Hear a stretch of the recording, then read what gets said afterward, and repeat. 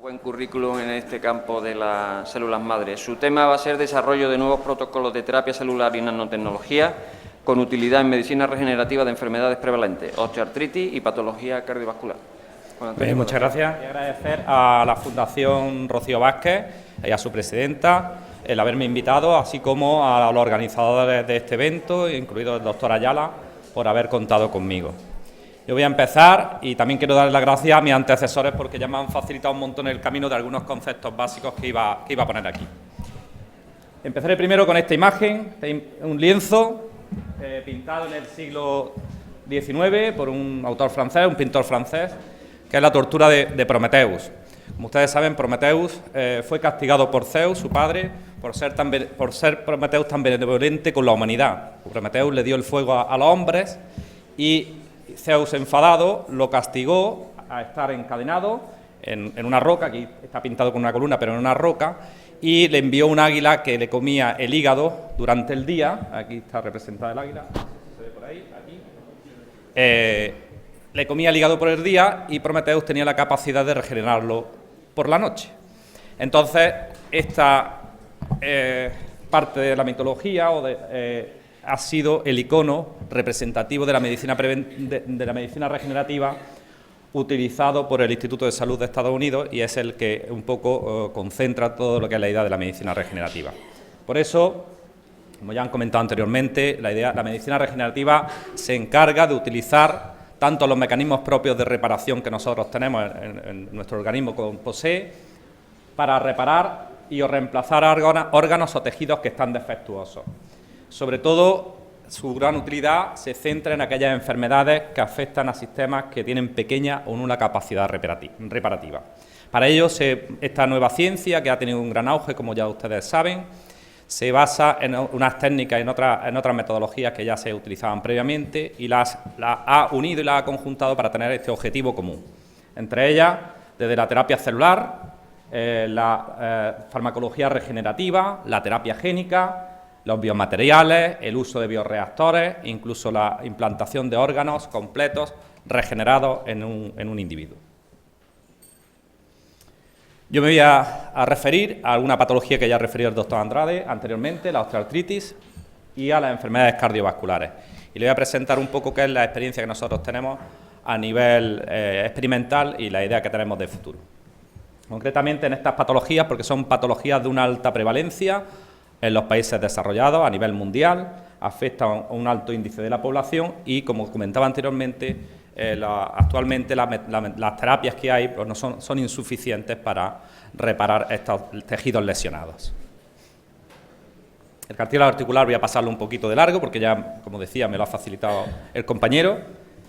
Solamente comentarles que su función principal es la de distribuir la carga que se aplica a los huesos subyacentes, que se encuentran en las articulaciones y sirve de protección de esa fricción que se producen entre las distintas partes de los huesos, los extremos de los huesos que forman la articulación y que es fundamental para llevar a cabo una vida deambular con normalidad en las articulaciones que están. Estas son las características del cartílago en cuanto a sus zonas, que tampoco voy a hablar de ellas porque ya se ha comentado anteriormente, y decirle, al igual que decía el doctor Andrade, que es un tejido altamente especializado, porque está constituido complejo y especializado. Pero sobre todo es importante, a diferencia de, como ha comentado el doctor Andrade, el tema de los vasos, que son importantes en el hueso, en el cartílago tenemos un problema, que la capacidad autorregeneradora que podrían tener, como ocurre en los huesos, aquí no se da porque a través de la sangre podrían llegar células que pudieran reparar la lesión. En este caso, el cartílago no tiene vasos sanguíneos, no está inervado, por tanto no tiene una acción trófica sobre el resto de la articulación y, además, la complejidad, que también se comentaba anteriormente, de esa matriz densa extracelular que impide que si una lesión en el hueso subcondral podrían salir de aquí células progenitoras o células madre que podrían llegar a la zona de la lesión, que normalmente suele ser en estas primeras zonas más superficiales, y el problema que tenemos con esa matriz tan densa es que esas células no pueden migrar por esa matriz tan densa. ¿De acuerdo? Aparte tenemos la capacidad limitada de las células que forman este cartílago, que son los condrocitos. Estos condrocitos, que como ya estas imágenes ya se han visto anteriormente, pues están incluidas en una especie de lagunas y aparte de estas células tenemos las fibras de colágeno, que es el componente principal de colágeno tipo 2, glicoproteínas y el agua y los iones. La osteoartritis afecta al cartílago, a articulaciones con gran movilidad, está relacionada con la actividad física, afecta al 5% de la población general, relacionada con el trabajo intenso y con la actividad física en una gran proporción, y normalmente las artroscopias que se realizan a pacientes que sufren una patología osteoarticular, más del 63% se debe a esta patología. Por otro lado, lleva un alto coste sanitario. Al final, todas las patologías relacionadas con las lesiones osteoarticulares de la osteoartritis conllevan en el 50% reemplazamiento mediante prótesis de rodilla, que son carísimas, de materiales muy caros, y el coste sanitario es altísimo. El gasto, fíjense, en Estados Unidos es de 15 billones por año. No solamente el gasto sanitario, sino también la alteración que produce y la gran morbilidad que produce en los pacientes que la padecen. El dolor articular y la pérdida de función son datos suficientes como para seguir trabajando en este tema. Las estrategias terapéuticas ya las han comentado aquí. Yo le iba a hacer, se han comentado anteriormente, dependiendo del grado de extensión de la lesión y profundidad de la lesión, se utiliza un tipo de estrategia u otra. Hablarles de esta técnica, que es ahora mismo, si no me equivoco, como tenemos aquí gente de la Iniciativa Andaluza de Terapia Avanzada, es la única que está aprobada por la Agencia Europea del Medicamento como terapia celular, que es el implante autólogo de condrocitos. Actualmente se hace en distintos centros de España. Y la técnica MACI, que también han comentado anteriormente. El problema que tiene esta técnica, aunque es terapia celular, es que los condrocitos, si los dejamos en cultivo, porque normalmente se expanden en cultivo, se aíslan de los pacientes, se hacen cultivos de ellos, se expanden y la capacidad que tienen de proliferación, ya se comentó anteriormente, es muy limitada. Por otro lado, si los dejamos más de 3 semanas en cultivo para expandirlos en suficiente cantidad para que pudiéramos volver a introducirlos en el paciente, es que se desdiferencian, el proceso de desdiferenciación, pierden su característica como célula específica de cartílago y se convierte en una célula característica que podríamos decir de tipo fibrolactoide, ¿vale? Entonces ese es un problema de poder utilizar, que esta metodología que ya se utiliza en clínica tenga el éxito que se desea. Al final, como decía, está la prótesis y después entre medias tenemos esto, que si los defectos son mayores de 4 centímetros, lo que se utiliza son unos cilindros que pueden ser halogénicos, es decir, de otro sujeto, o cilindros sintéticos osteocondrales, que lo que hacen lo único es cubrir la lesión tridimensional. No nos olvidemos que estas lesiones son tridimensionales y, por tanto, necesitamos tener estructuras tridimensionales sobre las que poder actuar, ¿vale? Entonces, estos cilindros osteocondrales suelen ser, la parte de cartílago sería esta, la más superior, y la inferior, con más profundidad, sería la parte del hueso que está por debajo del cartílago. Bien, y ahora le voy a hablar de las enfermedades cardiovasculares. Voy a hacer un planteamiento de las 3 patologías en las que nosotros intentamos aportar nuestro trabajo. Las enfermedades cardiovasculares, al igual que las lesiones de cartílago, fíjense, son las principales causas de enfermedad y de muerte relacionadas a nivel mundial, el 31%, incluso más que el cáncer. Y bueno, abarca una serie de patologías, incluidas las enfermedades cardíacas propiamente dichas, la isquemia cardíaca y las enfermedades cerebrovasculares o vasculares. Existen diferentes estrategias terapéuticas, desde el uso de fármacos, que es la más común, hasta dispositivos que se sitúan tanto dentro del órgano como en el caso del corazón y al final acaban todas con algunas de ellas, cuando no son muy graves, en un trasplante cardíaco. A partir de estas limitaciones se han venido desarrollando en los últimos años una serie de estrategias terapéuticas, nuevas terapias, basadas en terapia celular, en inyectar células autólogas, células madre mesenquimales autólogas del propio paciente, en la zona de la lesión, hacer implantación de mallas tridimensionales con esas células, o incluso crear, mediante bioingeniería, nuevos moldes tridimensionales para que sean efectivas la terapia que vamos a utilizar. En cuanto a las enfermedades vasculares, ya saben ustedes que se producen principalmente por una lesión en la flexibilidad de la arteria, un taponamiento de las arterias por la formación de placas de ateroma, placas de colesterol principalmente, que impiden que el flujo de la sangre pase con normalidad por este vaso sanguíneo. El tratamiento final normalmente muchas veces acaba con un reemplazo vascular y finalmente las terapias que se utilizan son injertos sintéticos o implantes de vaso autólogo. El problema que tienen estas terapias, que son efectivas, es que tenemos poca disponibilidad de este tipo de materiales. Entonces, pues, esto nos plantea, en estas 3 patologías concretas, muchas cosas que tenemos que solucionar y que nos puede ayudar mucho la medicina regenerativa. Esto ya se ha hablado, es importante para la regeneración del tejido, tengamos las células, que son las más importantes, que induzcamos una diferenciación celular la estirpe celular a la que nosotros queremos llegar y que utilicemos los moldes tridimensionales porque las lesiones son lesiones en órganos y son lesiones tridimensionales. La idea es sacar una biopsia de un paciente, si en el caso de que sean autólogas, aislarlas, cultivarlas, proliferarlas en unas condiciones de seguridad biológica en insuficiente cantidad para que una vez puestas en estos mallas o moldes tridimensionales podamos, mediante una serie de factores de crecimiento y estímulos mecánicos, reingresarla en el paciente y reparar la lesión que se había producido. Las características de la célula ideal, pues primero que sea autóloga, que sea el propio paciente, que no nos produzca el rechazo o que tenga una reducida inmunogenicidad, que no provoquen rechazo si son de otro paciente. Que tengan esa alta capacidad proliferativa, que tengan la capacidad de diferenciarse al estirpe celular que nosotros queramos, que mantengan el estado de diferenciación, es decir, que no se desdiferencie o produzcan teratomas o cánceres, que es uno de los inconvenientes del uso de la terapia con células madre embrionarias, la posibilidad de que se produzca teratomas. Y para ello pues tenemos las células madre, como ustedes saben, e incluso células progenitoras. Células progenitoras son aquellas células que provienen de una célula madre que es más indiferenciada, pero que ya han tomado un camino hacia la diferenciación. Ya se van a diferenciar en un tipo concreto, no tienen tanta potencialidad, sino que van a ir un tipo concreto de célula. Nosotros, antes se hablaba de células inducidas IPS, se ha hablado de las células de la madre de la médula ósea.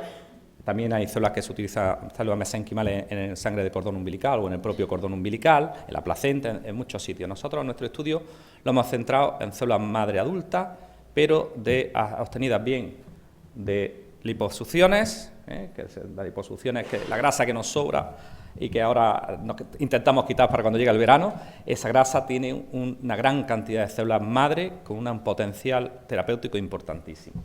Y concretamente nos hemos centrado en una grasa, porque nosotros en la parte de nuestros estudios que llevamos a cabo en condrogénesis, en reparación de cartílago, trabajamos sobre todo con lesiones de rodilla. Y creemos que en vez de tener que hacer una extracción de una liposucción, un entorno buenísimo y que es fácil de acceder es el tejido adiposo de Hoffa, la grasa infrarrotuliana que tenemos justo debajo de la rótula. Tenemos una almohadilla grasa que sirve para evitar que se produzca roce entre la inserción del tendón del cuádriceps y en ese pequeño cuerpo adiposo de Hoffa, que no es mucho más grande que esto, podemos tener una pequeña cantidad, fácilmente una pequeña incisión, y esas células pues ya se ha demostrado previamente que tienen capacidad de proliferación cumpliendo un poco los requisitos de las células que habíamos dicho anteriormente para terapia celular.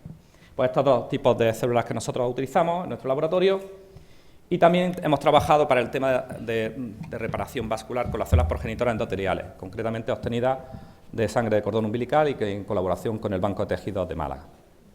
Estas células progenitoras endoteliales tienen capacidad para diferenciarse hacia células endoteliales, células vasculares. Son movilizadas normalmente mediante el fenómeno que se denomina de homing o de efecto llamada, cuando hay una lesión, por ejemplo, un infarto agudo de miocardio, se movilizan desde la médula ósea de la persona con la intención de reparar la zona de la lesión. Es decir, el cuerpo, como ustedes ya le he comentado anteriormente, tiene capacidad propia de regeneración, pero no es suficiente. Entonces, esta produce nueva reendotelización y nueva neovascularización. En los tumores, un efecto importante que estas células que hacen en los tumores es producir la neovascularización para que el tumor tenga el suficiente aporte de nutrientes. O bien, las fuentes de estas células progenitoras endoteliales principalmente también están en médula ósea, en sangre de cordón umbilical, es una fuente importante de este tipo de células. Estas células, a diferencia de las células madre mesenquimales adultas, que podemos tener de tejido adiposo, están en un estadio un poquito más cercano al embrión, porque justo se cogen en el nacimiento y, por tanto, tienen más plasticidad a la hora de convertirse en un tipo de estirpe u otro. También están en sangre periférica, se pueden movilizar mediante dándole a una persona una serie de factores que hacen que se movilicen de la médula ósea, y se utiliza esa metodología para en el caso de trasplante de médula ósea, para movilizarla, y se cogen mediante aféresis se pueden conseguir una gran cantidad de estas células. Bien, pues teniendo las células, a continuación voy a pasar a la diferenciación. Nosotros en nuestro estudio hemos utilizado distintos métodos de diferenciación. Algunos ya se han y creo que coincide esta diapositiva, que es lo que nos han puesto anteriormente, factores de transcripción que se introducen con una serie de vectores que hacen que se induzcan la diferenciación, la transdiferenciación de una célula adulta a otra de otro tipo. Nosotros utilizamos, y principalmente nuestros trabajos se han centrado en esta metodología, que es la técnica de extractos celulares.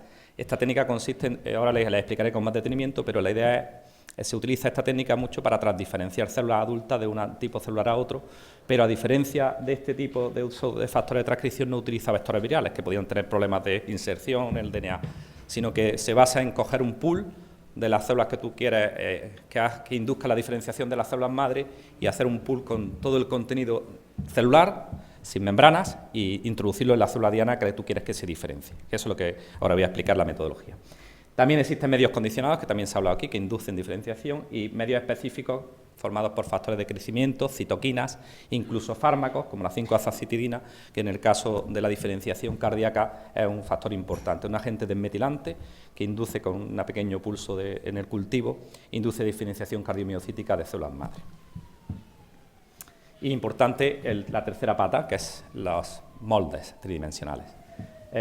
Ya se ha hablado aquí de ellos, yo voy a hablar de lo que hacemos, no voy a pasar un poquito para que esto sea más dinámico y no sea muy tarde, ¿vale? Lo importante en los moldes tridimensionales es que sean biodegradables, biocompatibles, ya lo ha dicho el profesor Andrade, lo de lo biodegradable, para que una vez que se forme el tejido nuevo, desaparezca la malla tridimensional y por tanto se produzca la integración completa en la lesión del tejido. Aquí se utilizan factores solubles que son muy importantes. Es importante la conexión con el material y la integración de ambos factores. Las propiedades, como he comentado, la porosidad adecuada, que tenga una porosidad adecuada, que sean biodegradables, que tengan capacidad que se aumente que tengan la suficiente viabilidad para proliferar y diferenciarse, que sean capaces de producir materia extracelular en el caso de la condrogénesis. También tienen que dar soporte mecánico e integrarse en el tejido, ¿no? Estas son las características principales. Nosotros en nuestro estudio hemos utilizado este tipo de material tridimensional, que está constituido por una fase porosa que simularía al cartílago y una fase del tejido óseo subcondral. Bien, pues los objetivos, ya viene en el título, es desarrollar esos protocolos de terapia regenerativa que sean útiles en patología osteocondral y cardiovascular mediante la diferenciación tanto in vitro como in vivo de células madre mesenquimales y progenitoras endoteliares utilizando técnicas de nanotecnología y bioingeniería. Y voy a empezar con la osteoartritis. Nosotros, en este caso, es un estudio reciente que se publicó en el año 2013 en la revista primera del campo de la patología osteoarticular y de la traumatología.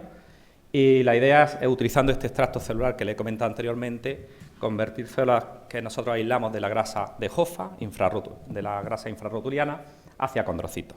Para ello, y después, bueno, utilizarlas en los moldes tridimensionales. Estos moldes están constituidos de ácido poliláctico y glicólico.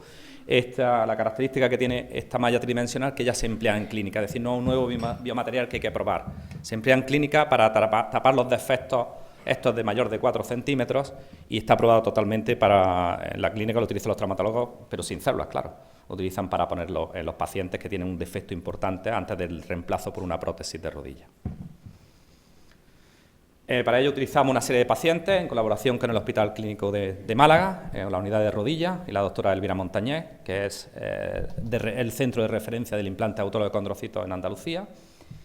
Y para ello utilizamos 30 pacientes con artrosis de rodilla que fueran candidatos a reemplazo protésico para utilizar la mayor cantidad de muestras suficiente al principio y tener, sobre todo, muestras de distintas partes de la articulación de la rodilla con distintos grados de artrosis.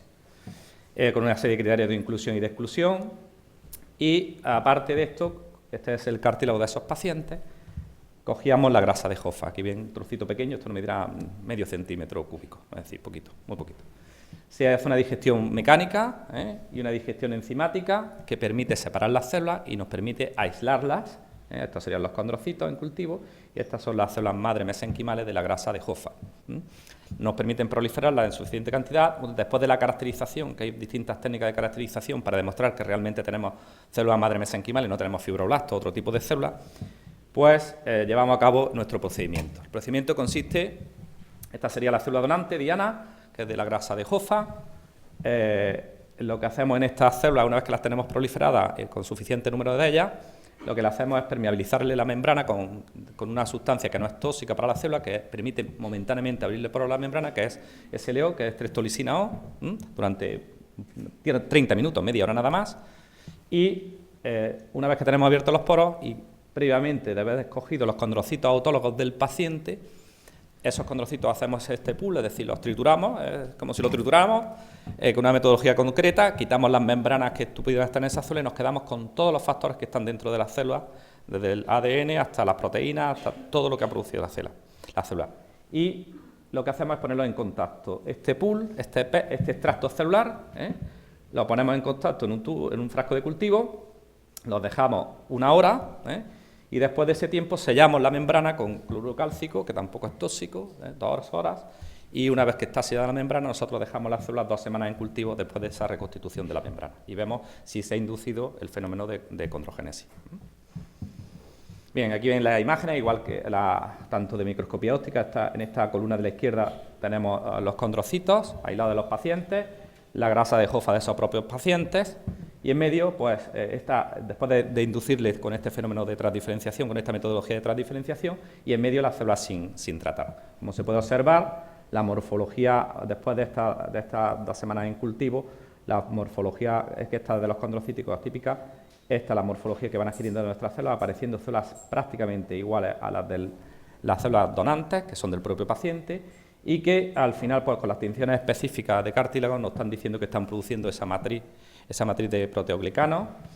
A nivel de microscopía electrónica de transmisión también podemos ver que hay fibras de colágeno, los condrocitos aquí hay acúmulos de colágeno, de procolágeno, no están en estado total de diferenciación, pero ya están en un estado muy avanzado de diferenciación.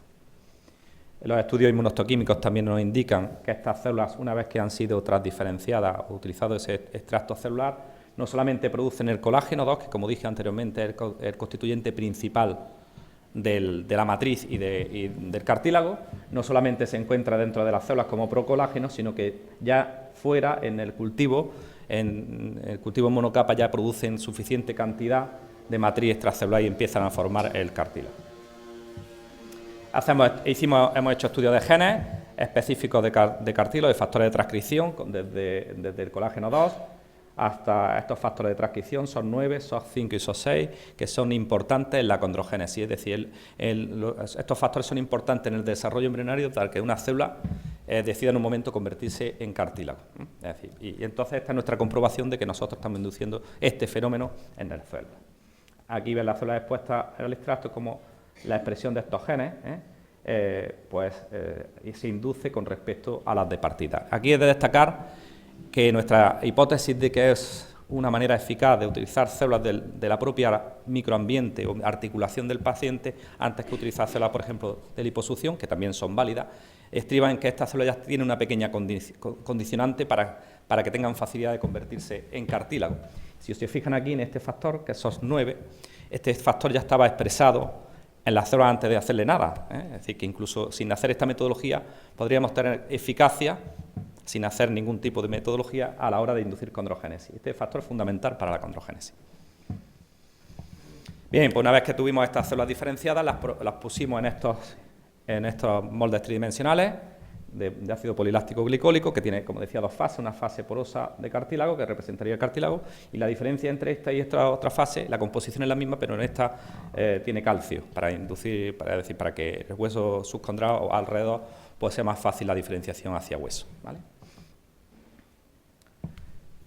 Una vez que he hecho los estudios de microscopía de barrido, observamos que las células que nosotros habíamos puesto sobre estos moldes tridimensionales, que están aquí representadas, aparte de crecer perfectamente en el soporte y de proliferar, estas son las células sin inducir, ven cómo se expanden y tienen la morfología típica de una célula madre mesenquimal, se meten entre los huecos y los poros, es todo un corte transversal. Pues la expuesta a los extractos, fíjense que se forma como una especie de manto, de capa, lo cual nos está indicando que se está produciendo una matriz, la matriz de colágeno, y está completando todo el espesor de la malla tridimensional. Los estudios histológicos sobre estos cortes con las tinciones específicas así nos lo demostraban, cómo se forman esas fibras de colágeno y cómo los marcadores específicos de cartílago están totalmente relacionados con ese fenotipo condrocítico. Bien, como conclusiones podemos decir que los extractos obtenidos de condrocitos de rodilla de pacientes con artrosis promueven esa diferenciación condrogénica de las células de la grasa de Hoffa, que la combinación de estas células diferenciadas con soportes tridimensionales biodegradables, concretamente estos, pueden servir como un sistema eficiente para ese mantenimiento y maduración del tejido cartilaginoso, y estos resultados nos animan a estudios in vivo que ya hemos empezado a hacer. Y por otro lado, en colaboración con el doctor Ispizúa del Instituto Sol, un miembro de mi grupo, estuvo allí una estancia de un año, y hemos podido desarrollar un sistema de diferenciación que, en vez de basarse en esta metodología de los extractos, pues se basa en el uso de unas citoquinas. Hemos dicho que los factores solubles son importantes para inducir diferenciación. Pues nosotros hemos utilizado unas citoquinas quiméricas y para este caso, en vez de utilizar grasa de Hoffa, hemos utilizado grasa de lipoaspirados de pacientes, ¿vale? Y la misma idea, ¿no?, conseguir la diferenciación condrocítica. Para ello, esto mediante bioingeniería, pues en genética se ha hecho una estrategia de clonación segmentaria que se llama RATS, en la que se dividen en BMP2, que ya han dicho anteriormente el profesor Andrade que era un factor importante para inducir tanto condrogénesis como osteogénesis, y la activina A. Entonces se hacen segmentos de estas secuencias, se combinan los segmentos y podemos tener una biblioteca de sustancias quiméricas mezcla de los distintos segmentos en los que se ha dividido la secuencia, y formamos quimeras que se denominaron AB2. Después del aislamiento de la grasa, de obtener las células aquí por una serie de procedimientos, quitando la grasa madura, el suero, la sangre, etcétera, podemos conseguir las células, las cultivamos, y lo que hicimos es utilizar toda esta serie de quimeras. Aquí ven los nombres, los controles, después están esta serie de quimeras, todo este número de mezcla, y vimos la capacidad que tenían en el cultivo para inducir la diferenciación. Para esto hicimos ensayos de PCR cuantitativa y utilizamos los marcadores que han visto ustedes anteriormente para todo el estudio. Y vimos como algunas de ellas eran suficientemente importantes para expresar el colágeno 2, el SOX9, etcétera. Estudios in vitro en cultivo en monocapa también nos demostraron que algunos de estos factores tenían una capacidad condrogénica importantísima con respecto a las células controles. Y también en cultivos tridimensionales de peles, cogemos las células, las centrifugamos y las ponemos en un tubo cónico en la estufa de cultivo y las dejamos 21 días para ver si se produce condrogénesis de manera normal, ¿no? Y fíjense cómo se forma un tejido totalmente hialino, blanquecino, en la tratada con esta citoquina concreta, quimérica, y similar a lo que ocurre con BMP2, es decir, la inducción de condrogénesis y con condiciones muchísimo más fáciles de llevar a cabo, porque la ventaja que tienen estas citoquinas quiméricas, que son fáciles de sintetizar, no tienen problemas en el uso que se pudieran utilizar en condiciones GMP. En los peles también estudiamos cuál es la característica del cartílago en cuanto a diferenciación, y vimos que esta citoquina concreta pues induce una gran cantidad de condrogénesis con los marcadores que hemos comentado anteriormente. Bien, como conclusiones podemos decir que este estudio, que es un protocolo reproducible, optimizado, de bajo costo, que es importantísimo para dirigir la diferenciación de estas células madre de tejido adiposo hacia el linaje condrogénico. Por otro lado, este sistema podría extenderse, no solo esta manera de trabajar, no solamente a la inducción condrogénica, sino en aplicaciones en otras células y tejidos, otras estirpes celulares, y una metodología, como decía, sencilla y barata.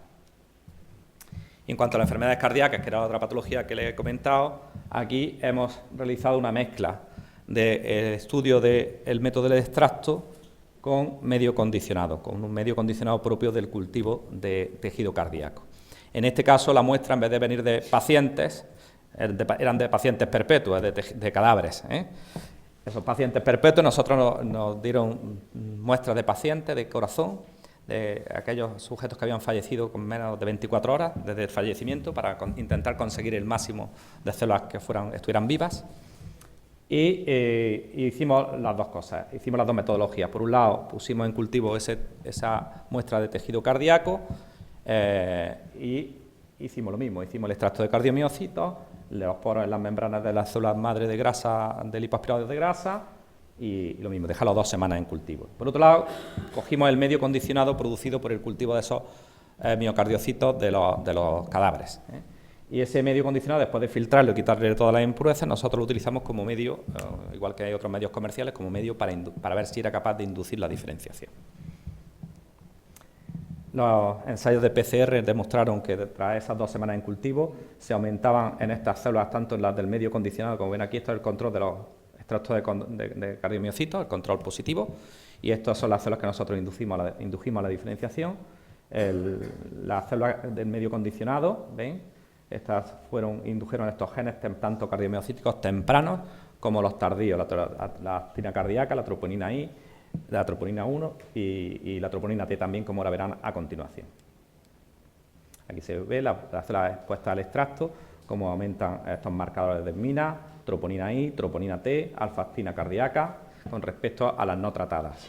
Y también con el medio condicionado tuvimos incluso algunas bandas sarcoméricas, y esto nos demostraba que el tejido cardíaco post-mortem de cadáveres también podría ser una fuente útil, dando lugar a esos mecanismos paracrinos a la diferenciación cardiomiogénica. Sería un modelo muy barato y útil in vitro para obtener células que podrían ser usadas en ensayos de toxicidad de drogas cardioactivas. Anteriormente se ha comentado que no se puede utilizar a un paciente para probar un fármaco. Tenemos que tener modelos de enfermedad in cultivo que sean seguros y que puedan trasladarse al paciente. Pues este sería un buen modelo a tratar, incluso, como decía, con muestras de sujetos cadavéricos.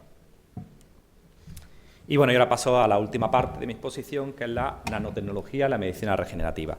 La nanotecnología es la ciencia que también últimamente ha avanzado en los últimos años y se le ha dado una aplicación a la nanomedicina y a la medicina regenerativa, es utilizar materia a una escala atómica y molecular que tenga al menos una dimensión que esté en un tamaño de 1 a 100 nanómetros, más pequeño que una micra, ¿no? A 100 nanómetros.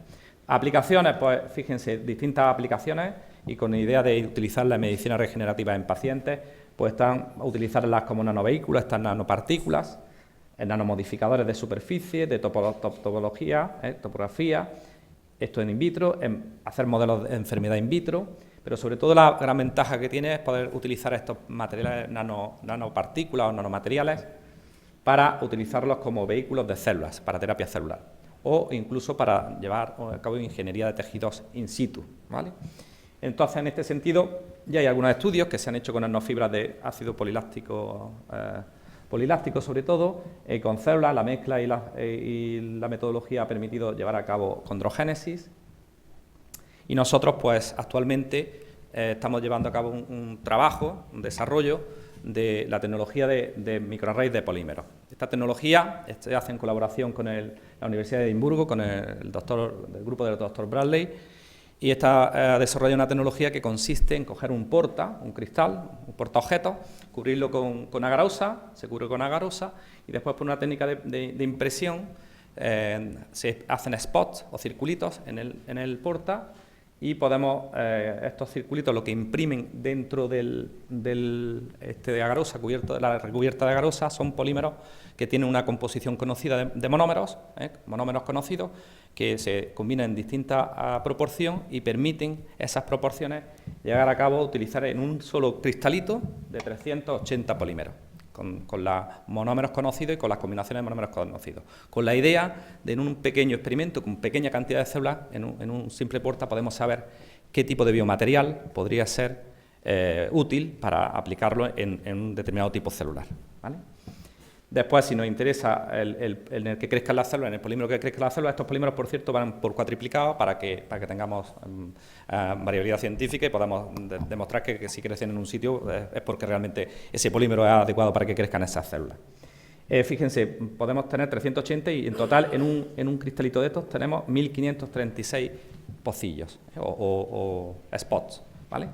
Si nos interesa seleccionamos el que más nos interese para lo que nosotros queramos, y con ese polímero nosotros podemos hacer un coating, es decir, cubrir un disco y poder incluso producirlo de forma tridimensional. Es decir, con esto facilitamos un montón la búsqueda de nuevos polímeros totalmente distinto a lo que se conoce en la actualidad, que sean eficaces para adaptar el tipo celular que tú quieres diferenciar y, por tanto, después hacer esos moldes tridimensionales.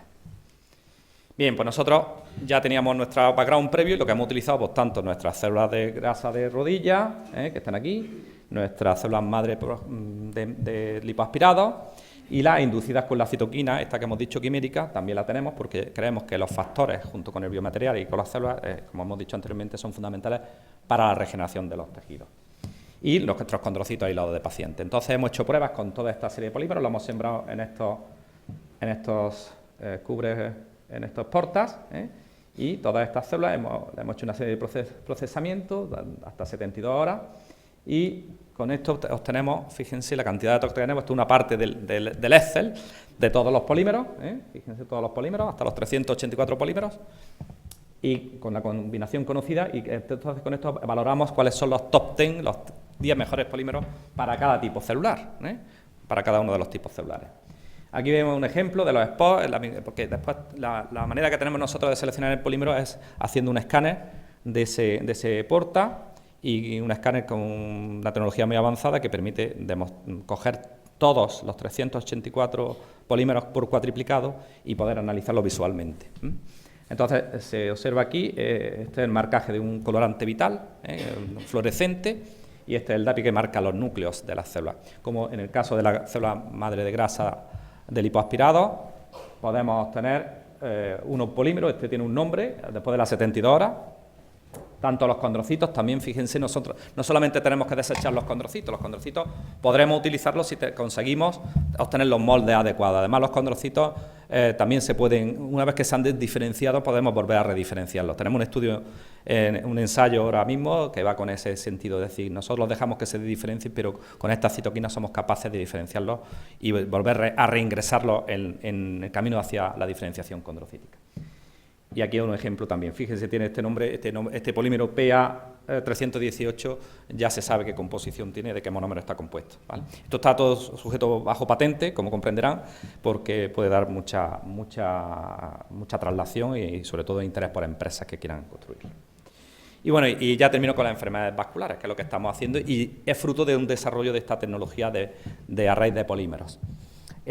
Uno de esos polímeros que en vez de utilizar condrocitos, células madre y tal, pues se han utilizado uno de estos polímeros, ya tiene patente y además ya está licenciado una empresa a nivel mundial. Pues este polímero se ha visto que la patente se hizo porque el polímero es capaz de recubrir los stents que se pone en pacientes con enfermedades vasculares a nivel de isquemia cardíaca para reendotelizar y bueno, abrir esa isquemia que se produce. Se utilizan los stents, los conocen ustedes, son unos muellecitos metálicos que se ponen y así hace que la sangre pueda pasar al resto de la zona del tejido dañado. Pues bien, eso se han visto que este polímero concreto es capaz de, si se recubre ese stent con este polímero, es capaz de que no se produzcan riesgos de trombosis, no se pegan las plaquetas, y pues es un polímero con una gran proyección.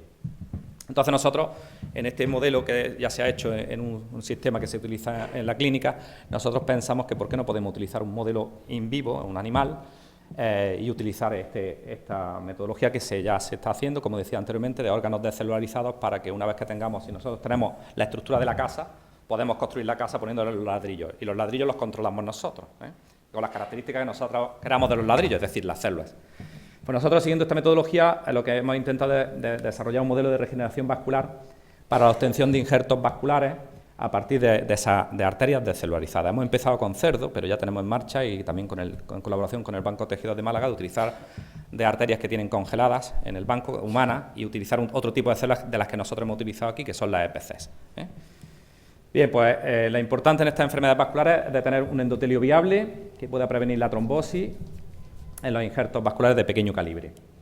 Y para eso se utiliza este polímero, que como comentaba anteriormente, con la idea de que este endotelio, esta es la estructura histológica de una arteria, tiene una capa interna que es el endotelio, que es el que normalmente se lesiona, y la idea es un poco utilizar el polímero, hacer el recubrimiento del polímero en esta parte interna del endotelio, con la idea de ver si es capaz de, como hemos visto que en los ensayos de polímeros soporta células progenitoras endoteliales y células endoteliales, pues ver si es capaz en un sistema tridimensional de tener las mismas propiedades.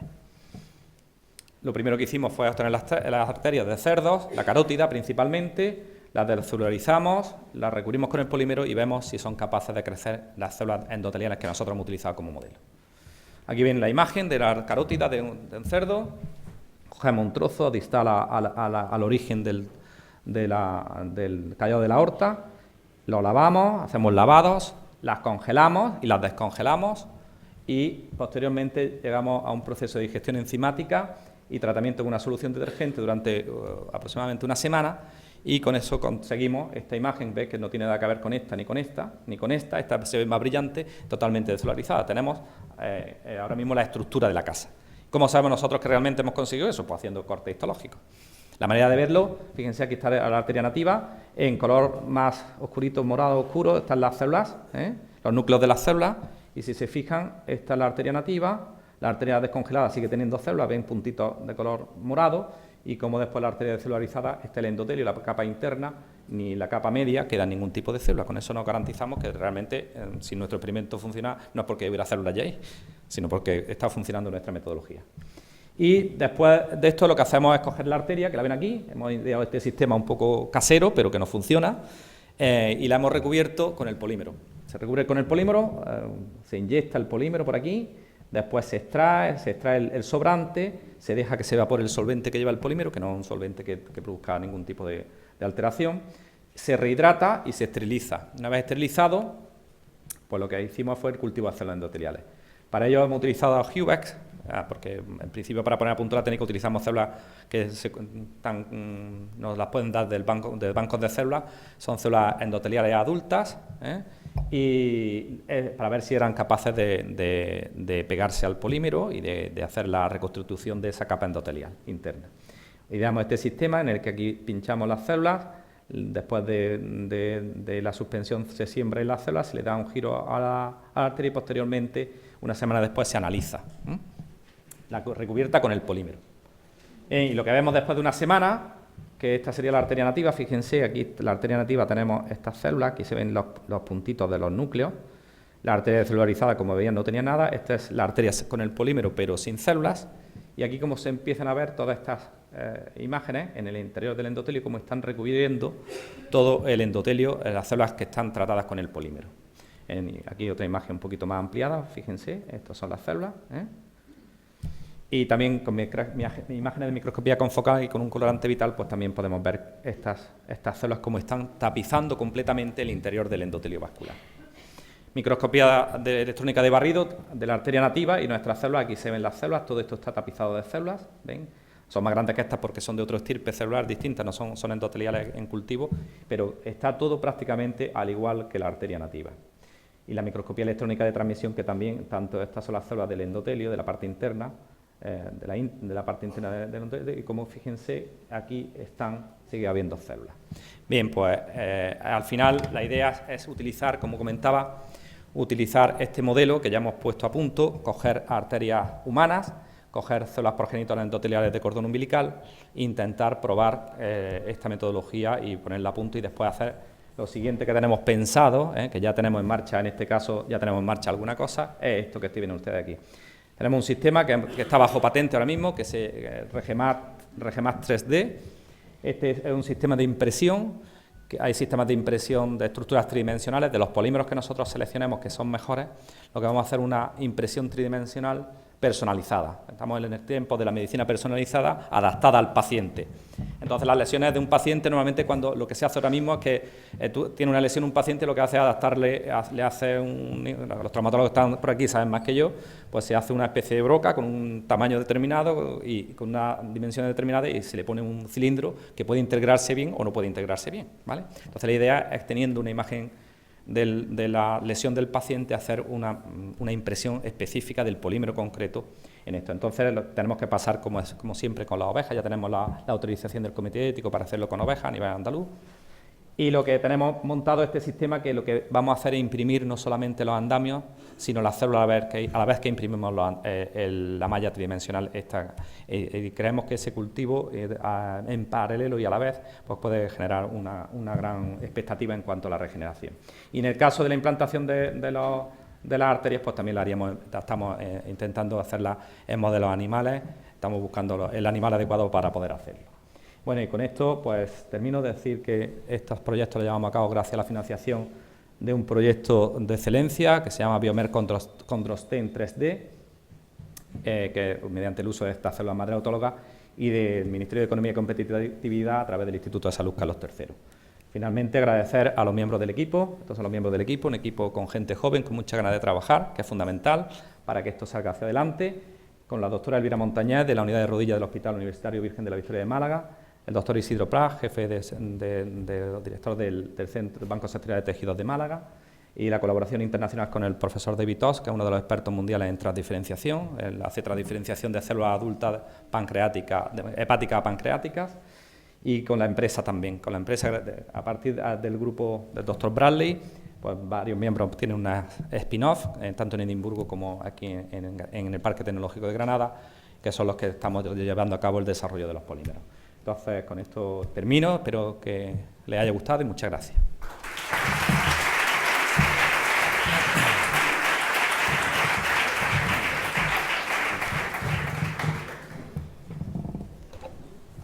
Turno de preguntas para el doctor Marchal.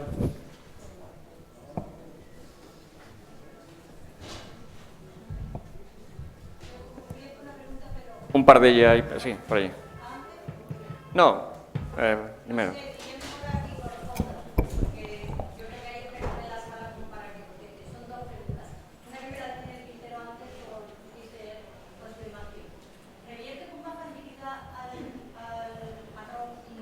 ¿Las células embrionarias que se diferencian de un tipo o las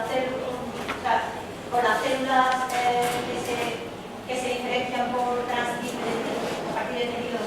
¿Revierten o se convierten? ¿No? ¿Hacia atrás? Las embrionarias como tal son células indiferenciadas, o sea, revertir... No. Una vez que están diferenciadas, sí. la vuelta atrás. Si se fijan más fácilmente las embrionarias... Yo con embrionarias no tengo experiencia. Yo les digo que las células a la vuelta atrás, llevamos ensayos con lo que estoy diciendo con respecto a los condrocitos de desdiferenciación. Una vez que hemos conseguido diferenciarla con nuestra metodología, es más difícil que reviertan. De hecho, la hemos dejado más de 2 semanas en cultivo y no hay fenómenos de desdiferenciación. La siguiente pregunta, si me permite, varios de los conferenciantes habéis hecho referencia a la complejidad de las sustancias intracelulares en el tejido cartilaginoso. Y ahora mismo hay de moda la inyección, la compra, el gasto de un montón de fármacos que utiliza la gente, sobre todo las mujeres y mayormente las mujeres de mi edad, ácido hialurónico, cola, menomonoitina. Y yo me pregunto, ¿eso de verdad llega? ¿No se digiere? ¿Por un lado no se digiere? Yo tengo la experiencia que tiene efectos beneficiosos, se lo digo por compañeros que yo no trabajo en la clínica, aunque soy médico, pues me dedico más a la parte de investigación y a la traslación, pero de compañeros traumatólogos, tiene un efecto no duradero en el tiempo. Es decir, tiene un efecto durante un tiempo, pero después lo ideal, por eso estamos trabajando en esto, es la idea. Es decir, a algunos pacientes les va bien todo este sistema, porque bueno, son factores al fin y al cabo, pero no es definitivo. Control no es que al paciente le vaya bien, porque a algunos pacientes le va muy bien y se por la tarde de la base. Yo lo que pregunto es si no se digieren esas moléculas de proteínas, no se digieren, no estamos dando un pool de aminoácidos que ni siquiera va a llegar al sitio que no sé, cuando te digo, pero vamos a ver, si quieren una crema con colágeno, células no cogen el colágeno. No, es que tiene los factores inductores de la síntesis de colágeno. Es que me da pena de que se esté, no digo engañando, no digo que haya un delito, pero a lo mejor estamos ingiriendo una serie de cosas que no son provechosas. Entonces, el criterio que uno quiere científico, no que le vaya bien. Bueno, yo no tengo experiencia en esos estudios, yo no sé, hay expertos mucho más aquí que podrían hablar de esto.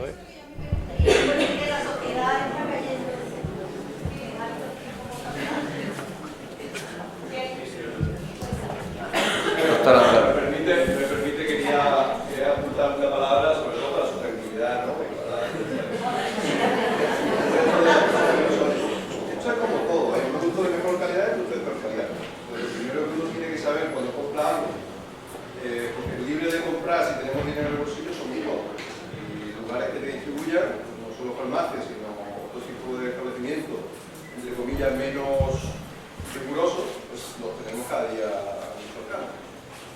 lo importante es comprar productos de calidad, cuando va al mercado. Porque una naranja no es lo mismo una naranja de aquí de Valencia que esta es una naranja de otro lado.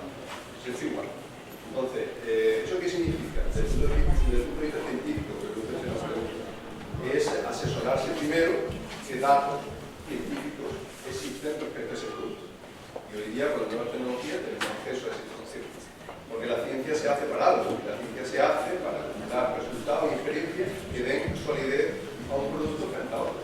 Entonces yo creo que lo mismo que tenemos dinerito en el bolsillo para ir a comprar un producto, previamente debemos informar a nuestro ordenador qué hay, qué bibliografía hay, qué datos científicos sólidos hay frente a ese producto.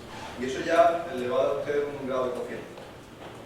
Yo soy bióloga, pero la gente que consume eso no quiere. Totalmente, ¿no? Si lleva usted toda la razón, yo le doy un ejemplo muy claro, que tiene también que ver con el abordaje siguiente que quería hacer, y es los compuestos de calcio, el fosfato calcio, que se recetan a las personas ancianas, sobre todo mujeres, como usted bien dice, porque ya se sabe, los problemas de osteoporosis afectan principalmente a la mujer, una vez que se pide la menstruación y empiezan todos los desajustes hormonales tan tremendos, se consume mucho calcio, se fabrican los huesos de cristal que todos conocemos, caemos en la cocina, nos partimos la cabeza y hecho. Pues para que usted no se parta el hueso, señora, usted esta pastillita puede ser efervescente, no efervescente, de fosfato cálcico. Bueno, ese fosfato cálcico a esa edad, ¿usted cree que va a hacer algo? Incluso va a la orina, como usted dice. Pero no porque el sistema no tenga capacidad, el dedo de la espalda, no porque el sistema no tenga capacidad de absorberlo, que lo tiene. Lo mismo que tomamos fosfato cálcico u otros minerales a través de los alimentos naturales, sino porque sencillamente ya está ahí. O sea, ese fosfato cálcico yo le digo a mis alumnas que tienen 22 o 23 años que tienen que empezar a tomarlo mucho antes, porque entonces podrán prevenir esa osteoporosis tan tremenda a la que están abocadas por su sexo femenino, como también tenemos otras cosas. Es irremediable, que uno haya llevado una vida sana, que mucho ejercicio, alimentándose bien, leche, calcio, requesón, lo que quiera, vinagre, que tiene mucho calcio. Casi nadie sabe que la leche no es lo que más calcio tiene. Y estamos tomando calcio todos los días, enriquecida en omega 3, en calcio. Eso no es que sea un engaño, sino simplemente que no nos informamos bien. Toma usted espinaca, señora. Que el producto que más calcio tiene son las espinacas frescas, ¿no? Que además tenemos mucha que traducir. Entonces hay mucha desinformación, tenemos que tratar de consultar. Y a partir de ahí, pues yo creo que vamos mejorando todo. Por tanto, muy importante, producto de calidad, información previa, que la hay, los científicos estamos para aportar datos contundentes, que distingan un producto de otro. Y segundo, el momento en el que tomarlo. No es lo mismo tomar un producto de Cornatur, el colágeno hialurónico, no sé qué tal, a una edad determinada, cuando ya tienes un problema seco, la rodilla te duele, y si la rodilla te duele, porque ya tienes una lesión cartilaginosa. Entonces, difícilmente un producto que tomas por vía oral te va a regenerar el cartílago, sobre todo para gobierno. Yo creo que la base de todo eso está en cuenta y depende mucho de nosotros, de nuestra actitud, de los pasos que hemos hecho. No sé si le ha ayudado. Doctor Crespo tenía una pregunta. El doctor Marchán te hace todos preguntarnos por el grupo, por la voz que hace y por las patentes de Marchán. Pero me llama la atención que a la hora de la diferenciación celular, que ahora de la estreptolicina O en el uso de la diferenciación. Mi pregunta es, ¿esta estreptolicina O pasa dentro de la célula, hace un efecto antigénico?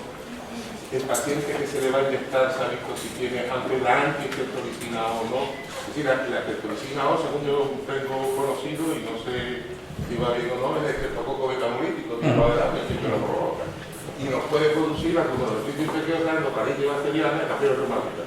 Y por mejorar eso podemos producir a largo plazo en el paciente. No, tenga en cuenta que esto se deja un poquito, no es la estreptolicina O pura, sino es un derivado. Se deja muy poco tiempo, solamente el suficiente para que la célula, fíjese, si se lo echamos, si usted dice los efectos que tiene, si se lo dejáramos la célula un tiempo más, y pues sería lesiva.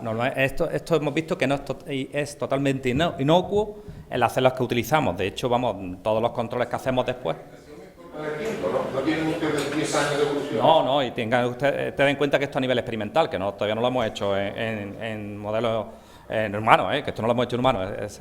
La idea es llegar primero toda la fase regulatoria, que es muy importante antes que esto sea seguro.